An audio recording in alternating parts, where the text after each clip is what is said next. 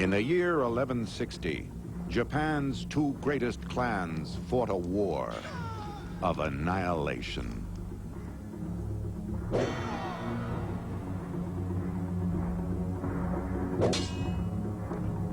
The leader of the Taira clan gathered his soldiers to hunt down his bitter rival, the Minamoto.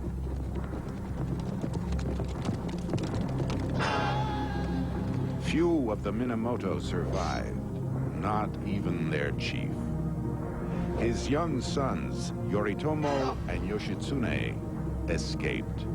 They swore to take up the sword and avenge their father.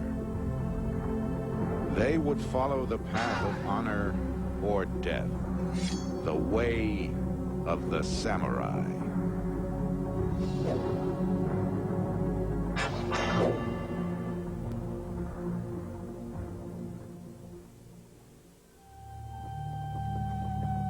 There is a way of bringing up the child of a samurai. From the time of infancy, one should encourage bravery. If a person is affected by cowardice as a child, it remains a lifetime scar. The boys Yoritomo and Yoshitsune were born into a samurai family and a way of life ruled by honor.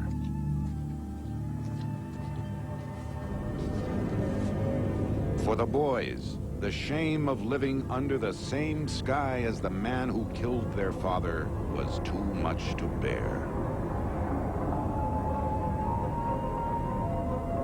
They were bound to seek vengeance. They would follow Bushido, the way of the warrior. The samurai were a class apart, professional warriors, born to fight. The very word means to serve. A samurai placed himself in the care of a lord. In return, the warrior pledged to his master his life. Obeying orders without pause, he would know no other life than to train and fight for the leader of his clan. Being a retainer is nothing other than being a supporter of one's lord, entrusting matters of good and evil to him, and renouncing self-interest. Only 6% of the Japanese were samurai, and they intermarried to maintain their privileged stock. Over the centuries, from bands of landowning warriors scattered across Japan, the clans of samurai evolved. Yoritomo and Yoshitsune were born into the powerful clan of the Minamoto. By the 12th century, many clans had become great armies and mortal rivals. Japan was at ceaseless war with itself.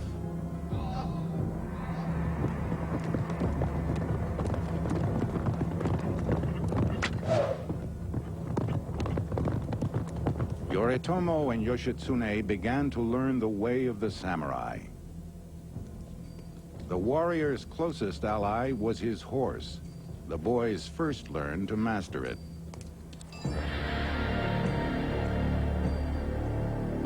Once they rode with confidence, the younger Yoshitsune was placed in the care of a master who taught him archery.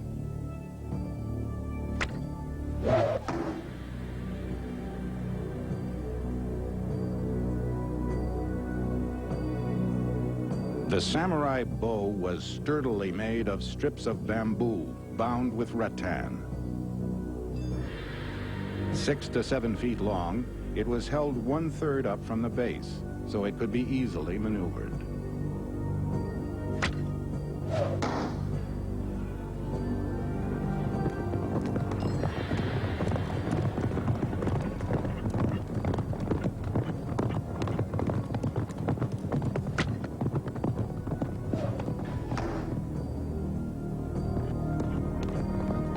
Yoshitsune marveled as his elder brother and the other young samurai combined the skills they had learned.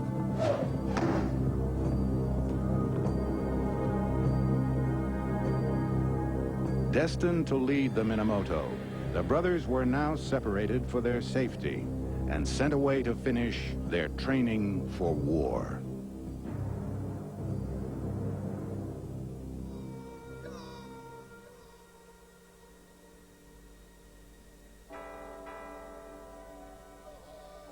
Samurai were trained in the arts of sojutsu and naginata, the long spear and the halberd.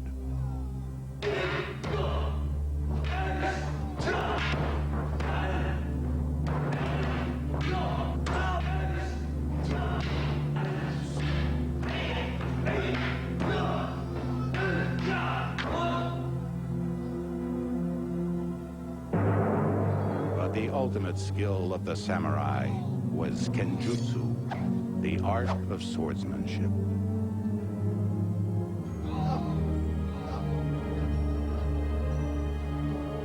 The samurai valued his sword above all else, so much that in time it became the symbol of his soul.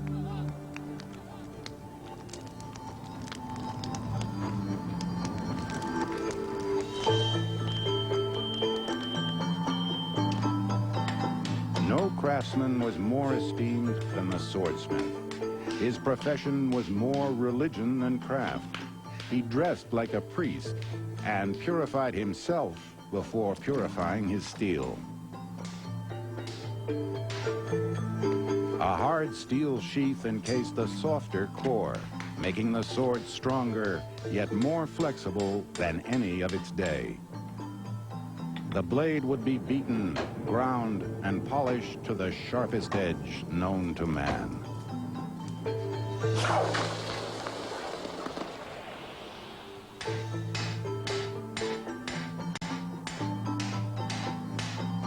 Every swing of the sledge, every plunge into water, every friction on the grindstone was a religious act.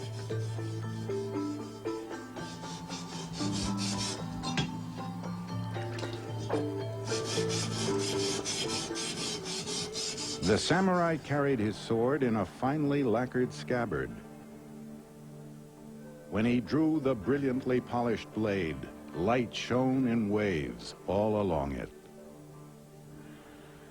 Its cold blade, collecting on its surface the moment it is drawn the vapors of the atmosphere.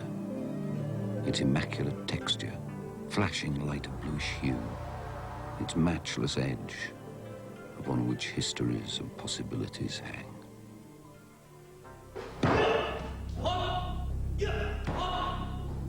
It was made to kill a man with one blow.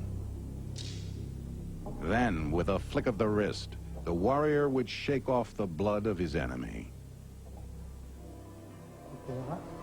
The young samurai would learn where a man was weakest. A cut to the side of the throat would sever the jugular and kill within 3 or 4 seconds. A slash to the wrists, kidneys, or armpit, a little longer.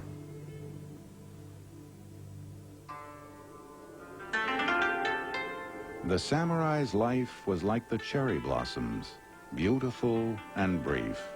For him, as for the flower, death followed naturally, gloriously. Ancient Warriors will continue on TLC. How'd they do that?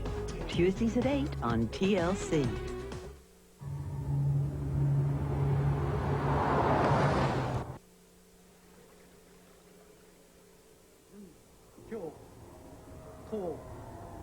Before battle, the samurai prayed.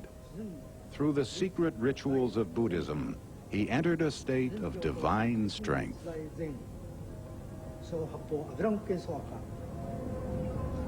Yoshitsune's page dressed him for battle. His elegant armor was strong yet light, made of overlapping strips of iron, lacquered for protection against rain, and bound with bright silken cords so he could move freely. He wore iron shin guards and arm guards, and bearskin boots. His head was protected by an iron-plated helmet bearing an elaborate neck guard. For nearly 2 decades, Yoshitsune had trained for the chance to avenge his father. Now, once again, the Taira and the Minamoto would clash. Both sides followed the strict rituals of samurai warfare. The riders charged by turns and vied to announce their names. Their shouts and yells awoke echoes in the mountains. I am Kajiwara Heizo, a Minamoto warrior worth 1,000 men. If anyone here considers himself my equal, let him kill me and display my head to his chief.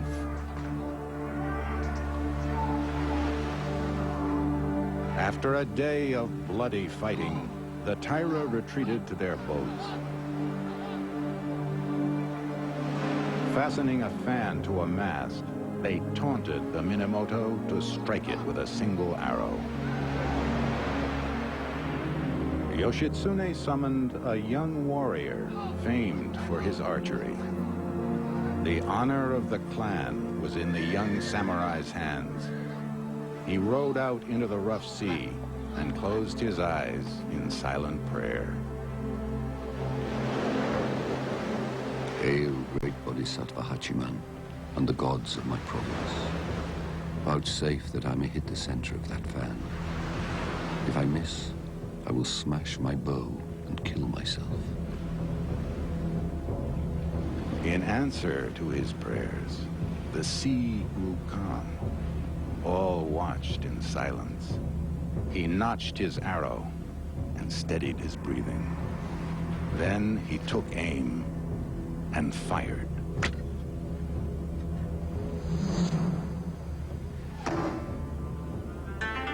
The arrow flew straight to the fan, thudded into it, and cut it loose. For a time, the fan fluttered in the air. Then it fell abruptly towards the sea.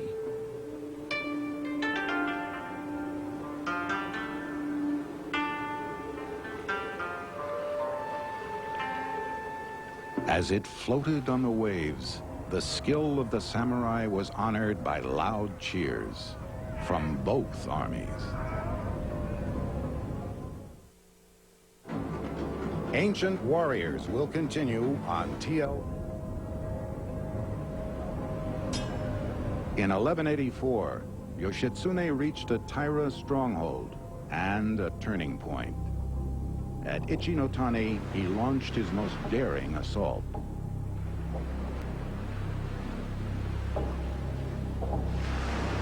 Dominating the shoreline, backed by a treacherous cliff, the fortress was thought invincible.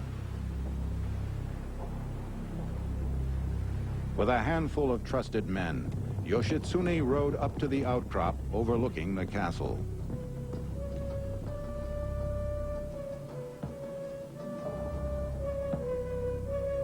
Far below them, the sound of a flute drifted up on the wind.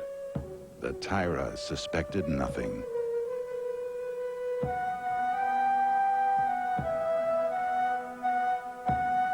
Some listened to the music, a passion of this cultured clan.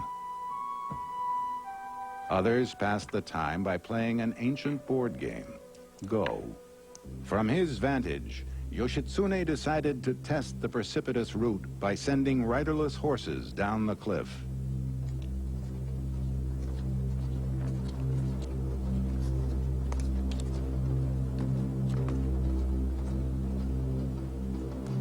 Some of the horses broke their legs and fell. Others descended in safety.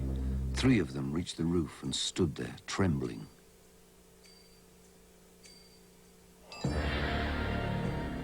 Where horses alone could go, Yoshitsune decided, so could riders. Now the renowned horsemanship of his men would be put to the test.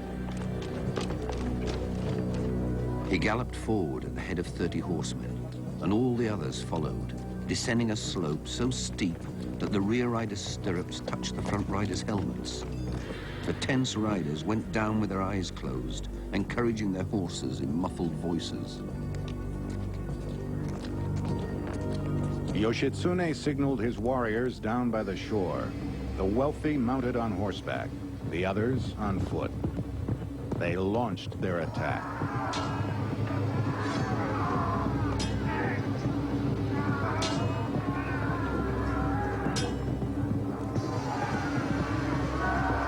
From the rear, Yoshitsune and 30 riders stormed into the castle.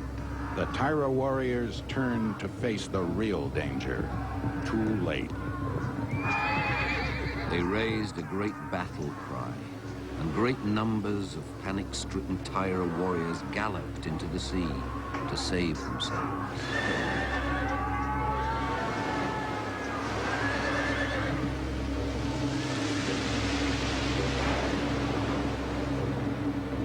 A Minamoto warrior by the name of Nozone gave chase. He saw a lone rider splash into the sea. Nozone rode up alongside him, gripped with all his strength, crashed with him to the ground. He pushed aside his helmet to cut off his head. He was 16 years old, a boy, just the age of Nozone's own son. Tucked into his belt was a flute. This was the boy who just hours before had played so sweetly. I would spare you, he said, holding back his tears. But there are Minamoto warriors everywhere. You cannot escape. It is better if I kill you than another, for I will offer prayers for you.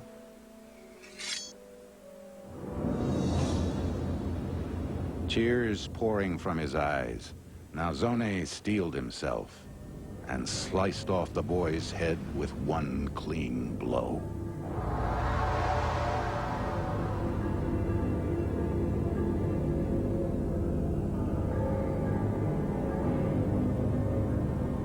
After battle, each samurai gathered his trophies, the heads of the vanquished.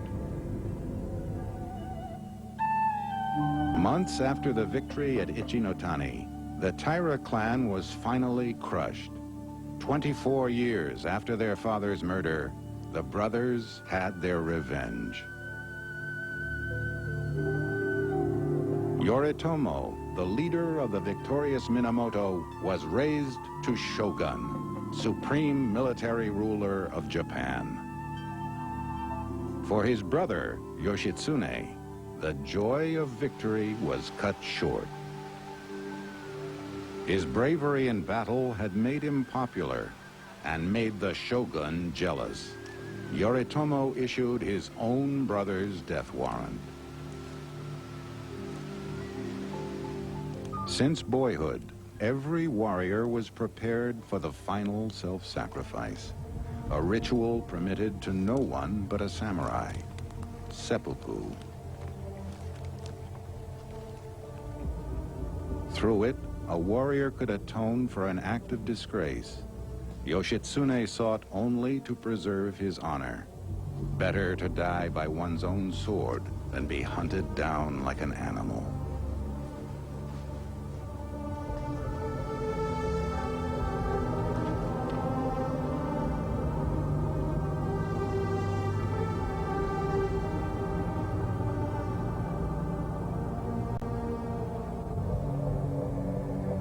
There is but one resolute path for the warrior to take. It is that of death.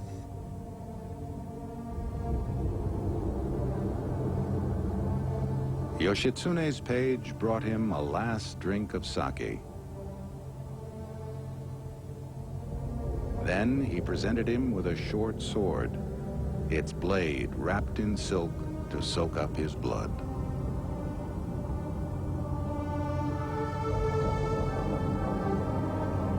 For a moment, he seemed to collect his thoughts for the last time. And then, stabbing himself deeply below the waist on the left side, he drew the dirk slowly across to the right side, and turning it in the wound, gave a slight cut upwards. He never moved a muscle on his face. He uttered no sound. The sound of the Gion Shouja bells echoes the impermanence of all things. The color of the Sala flowers reveals the truth that the prosperous must decline. The proud do not endure. They are like a dream on a spring night. The mighty fall at last. They are as dust before the wind.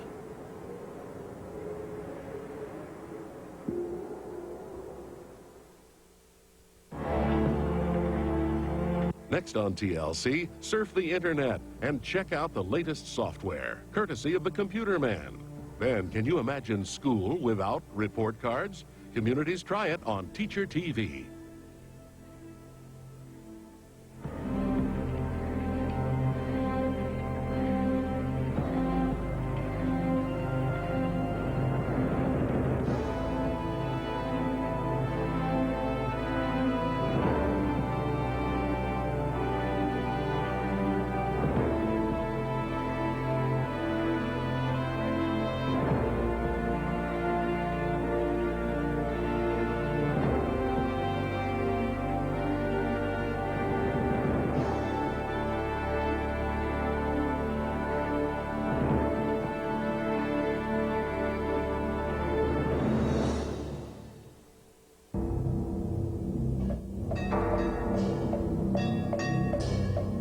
In the year 621, China was ruled by chaos.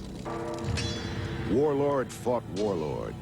No one was safe, not even the emperor. His estates were seized, his subjects murdered, and his son taken hostage. A peasant found the prince's imperial seal and took it to a monastery nearby. The monks resolved to find this wicked warlord and rescue the emperor's son. For despite their peaceful manner, they knew 100 ways to kill a man. They were the Shaolin, masters of the deadly art of Kung Fu.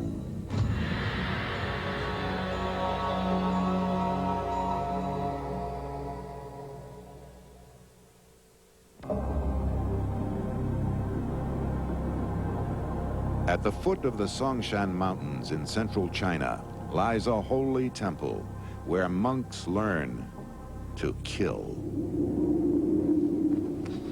In the 7th century, the Shaolin Monastery became known for the hardest training of mind and body ever devised.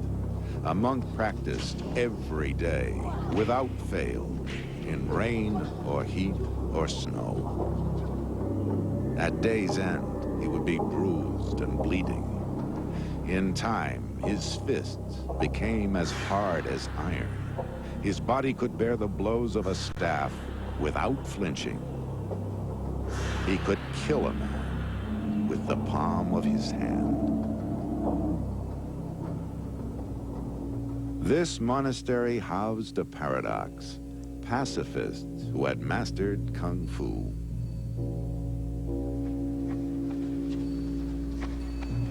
Here, the martial arts the monks studied were in harmony with their faith.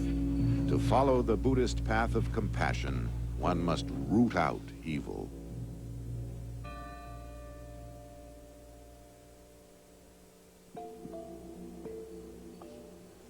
Many families sent their sons to the Buddhist monastery to become learned monks and masters of Kung Fu.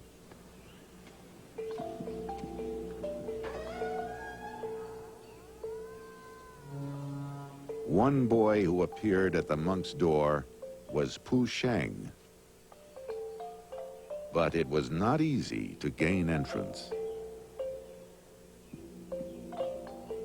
Choosing a master involved showing a measure of great respect, often to the point of begging while on one's knees.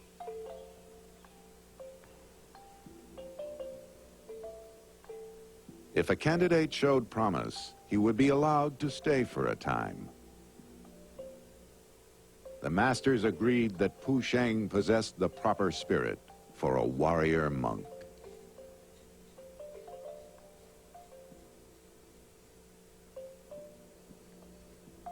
Only when the abbot deemed that one had the necessary qualifications to be admitted to those elite ranks would the initiation ceremony be performed, complete with shaving of the head and swearing of an oath in obedience to one's master.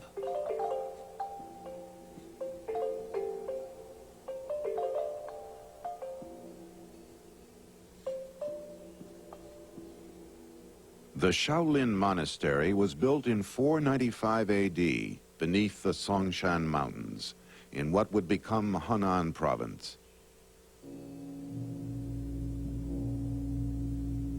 Legend traces the origins of these warrior monks to the year 527, when a monk named Da Mo traveled from India to Shaolin.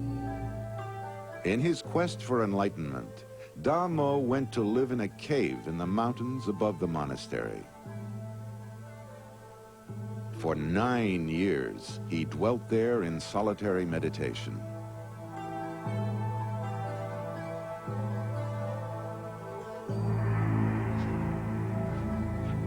During this time, to relieve fatigue, he took up daily exercise. Gradually, the techniques he developed, the choreographed movements and deep breathing, evolved into Shaolin Gong Fu, learned skill, or Kung Fu.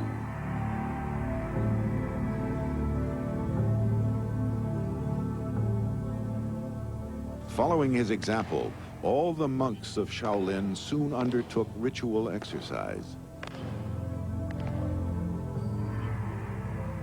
Centuries of training would leave their mark.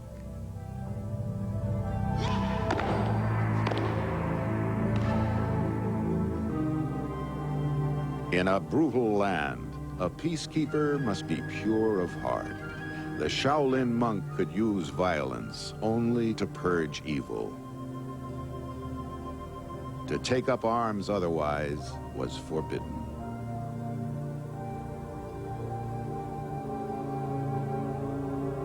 The main aim of those who train in this art is the promotion of health and strength. One must not use it rashly in the solving of daily problems. With this understood, Pu Sheng was initiated into the rudiments of Kung Fu, hours of repetitive movement and deep breathing.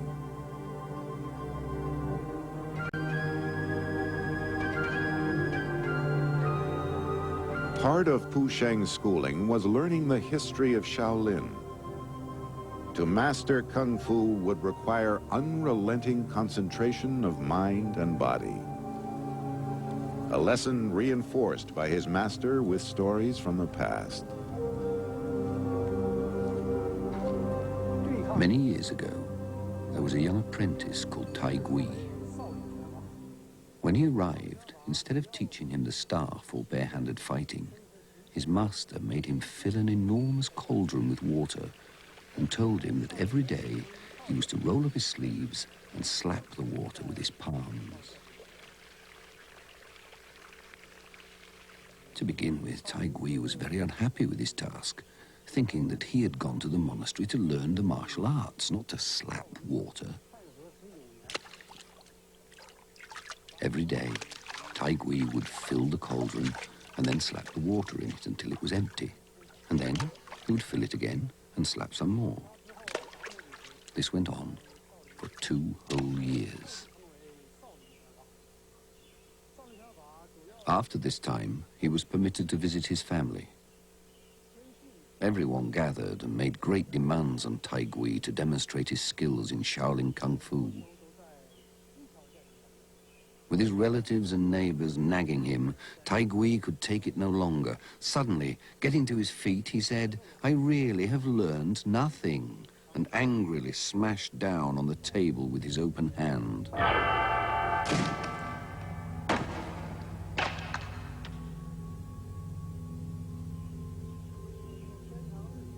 the force of the blow was so great that with a crack, the solid wooden table splintered and collapsed. Upon seeing this, everyone realized that the rumors about the Shaolin martial arts were not false.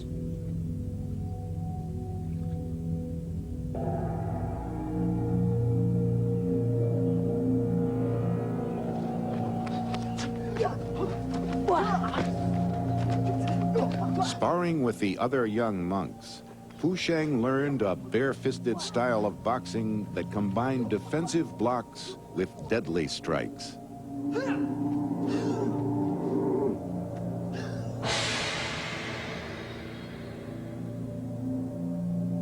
The techniques were named for the animals whose movements they revered: white crane, snake, tiger, leopard, dragon. In the dragon style, the monk slithers and writhes to confuse his opponent. He hisses to control his breathing and focus his strength. Then, a burst of power like the sharp slap of a dragon's tail.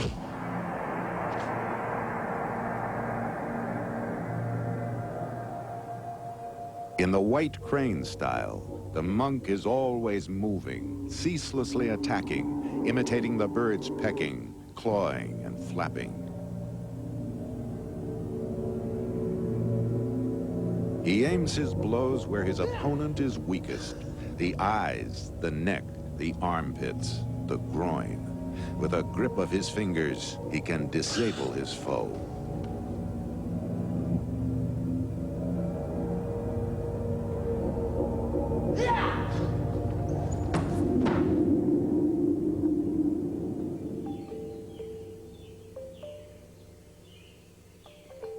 High in the Songshan Mountains, Pu Sheng visited the cave of Da Mo to pay respect to the great master and seek guidance.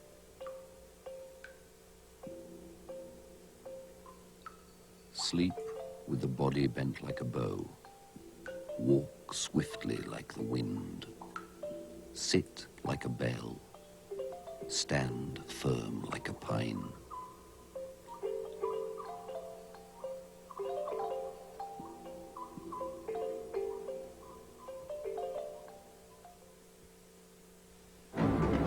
Aim the staff. In the hands of a Shaolin warrior, this weapon of defense turned deadly. For him, agile as a cat, it was ideal. Bare-handed, a warrior could fend off an attacker or two. Armed with a staff, he could hold off a dozen or more.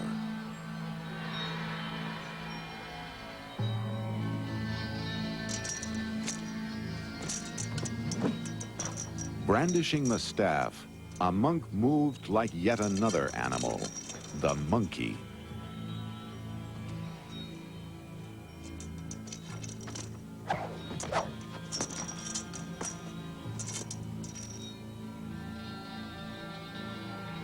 Quick as a bird and hard as a nail, the sword's tempered steel taught the monk to temper his mind. He used it to train, not fight. Yet he also learned the halberd and the spear, the broadsword and the dagger, the hammer and the axe, so that on the field of battle he could fight with whatever lay at hand.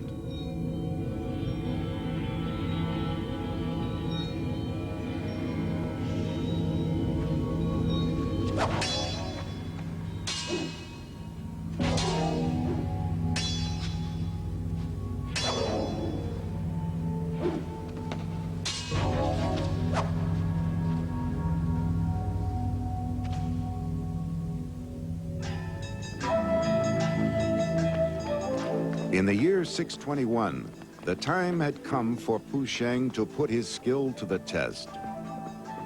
A cruel warlord had kidnapped the emperor's son, Li Shiming. The monks agreed that the emperor and his son ruled in harmony with the heavens, while the warlord disrupted the country and hurt the people and was nothing more than a simple bandit. With 12 other monks, Pu Sheng set off for the city of Luyang, the bandits' lair. The monks split into two groups. Shan Hu, who knew the city, would lead the rescue. The others would steal horses for their escape.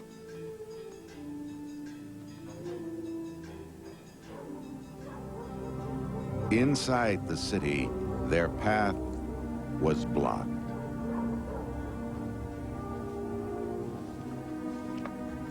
Moving like a cat, Pu Sheng scaled the wall. Below him, a guard paced inside the compound. Pu Sheng leapt upon him like a wild tiger.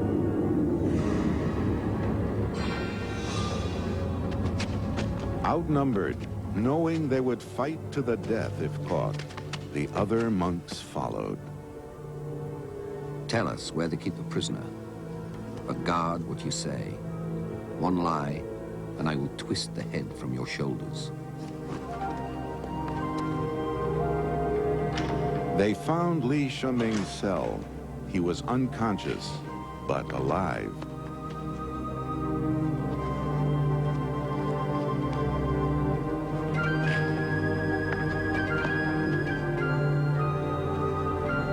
They left as they had come, like ghosts.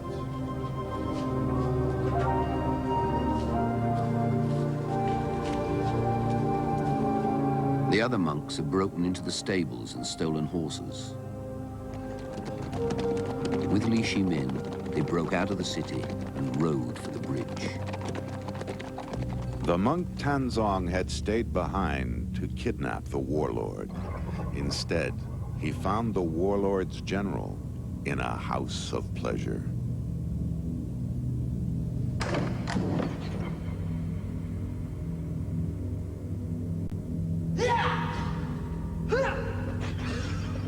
Roused from sleep, he struck at Tanzong, but sliced through only shadows.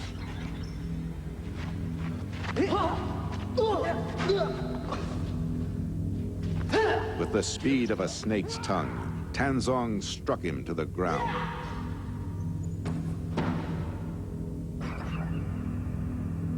With his prisoner, Tanzong joined the others, and they galloped off toward Shaolin. They had not gone far when soldiers could be heard giving chase. Their fast horses were gaining steadily. Just as they were approaching the monks, a group of the Emperor's cavalry arrived. Eager for vengeance, the Emperor's horsemen raced past the monks and charged the warlord's men. The few who survived turned and fled. When Li Shuming ascended to the throne, he showed his gratitude to the Shaolin monks by inviting them to demonstrate their art.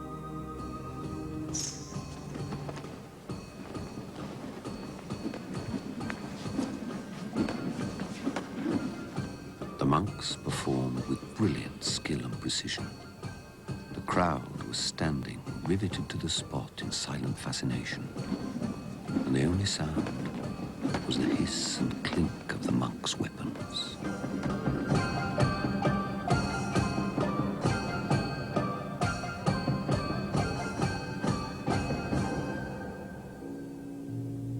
A lavish feast was given by the emperor, who sent a stone tablet to Shaolin, inscribed with the names of the brave men who had saved his life.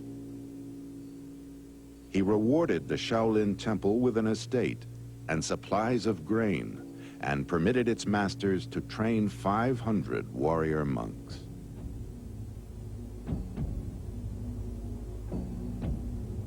In centuries to come, the monks would be beseeched time and time again to defend emperors and peasants alike. In 1553, 40 monks armed with staffs routed a band of Japanese pirates. In battle, the monks found courage in their belief in reincarnation, that this life was only one of many to come.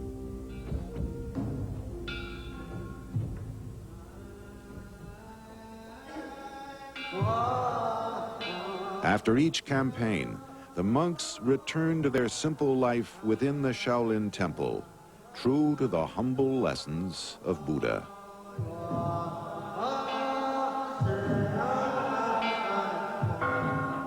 His conduct should be as transparent as ice. He is not to seek fame or wealth. If you rejoice in victory, then you delight in killing. If you delight in killing, you cannot fulfill yourself.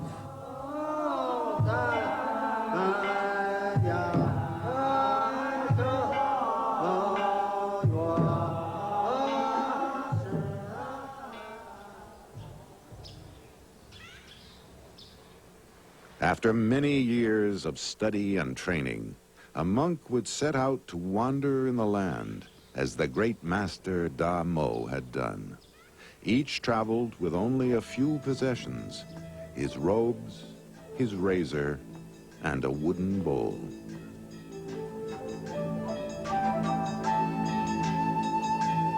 As they journeyed, the wisdom of their ways spread far throughout China and beyond.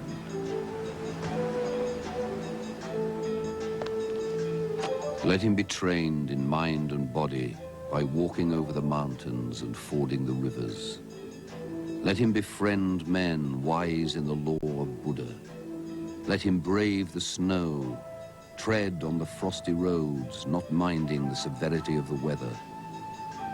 Let him cross the waves and penetrate the clouds, chasing away dragons and evil spirits.